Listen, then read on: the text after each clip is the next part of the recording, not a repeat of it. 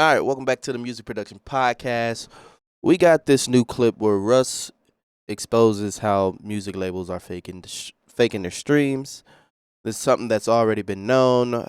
They had a situation a few years back where they said their accounts were like randomly streaming and liking French Montana's music and things like that. So let's see what Russ got to say about it. How are they tricking us? Because I see these people that go crazy, album goes #1, but then they can't fill up a show. Right. So the math is not math. Right. Right. Yeah, I mean, that's what it is. But explain it. I mean, so it's one of those things that like everyone in the industry knows is going on. Which is? Faking the streams. It's a real thing. So the label buys the streams from Spotify? So here's the deal. When you talk to these people, because I've talked to these people, because I've been like, what is this? How are y'all doing this? They never disclose the mechanics of like how they actually fake the streams. There's like, rumors of like streaming farms, or we're delving out fucking computers in third world countries and hacking the back end to make it look like it's an IP from. Now, streaming farms are a real thing. I've seen that firsthand. I've seen a few clips on social media where they show like the streaming farm and they have like a 1,000 phones plugged up just streaming music. So that is a real thing for sure. Yeah. Whatever, like all this nutty shit. But the reality is the labels are spending money and, devil's advocate, they're treating it like a marketing expense. Because in a sense, it like almost is. You're going to spend $100,000 on billboards. You're going to spend $100,000 on streams. Right. Streams is going to put you in a playlist. You're going to spend real money to get fake streams that equate to real money. So that's why they think it makes sense. Because it's like, okay, the streams are fake, but the money's real. So what do we care? Especially they're not doing it with like up and coming artists who like you wouldn't believe it. They're doing it with people like where it's okay, let's say your song has 500 million streams, right? Organically. But let's say with fake streams, now you're at 900 million.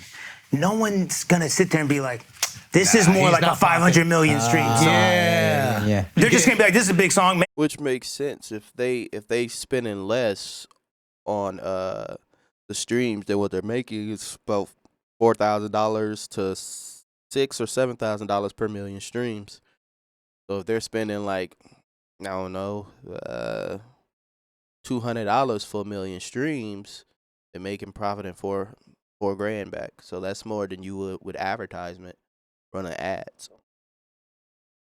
Since it has 900 million. That's honestly so smart. Yeah, they're not doing it to the dude across the street and giving him 1 billion streams. They're doing it to people who really can get 500 million.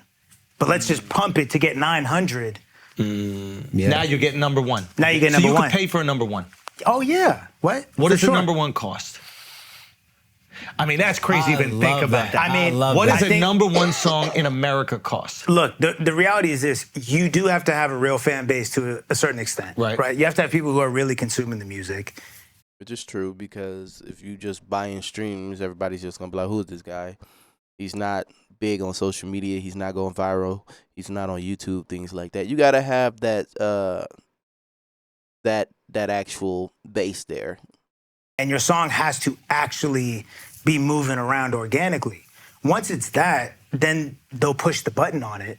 And it just depends, like it's a campaign. It could be like, it's like a 12-week campaign and it might be 60 grand, 70 grand, whatever it is. That's it. And it's, oh yeah. To have the #1 song and on that Spotify. 70 grand, the ROI is crazy because that 70 grand might bring you back 200, 300. Yeah, and even just seeing the song #1, you're more likely to check it out. Now, Right, because people are sheep. And it's just... if you see something successful. Labels are like, all CEOs at labels are obsessed with market share. Like, who has the market share? Sony has 25%.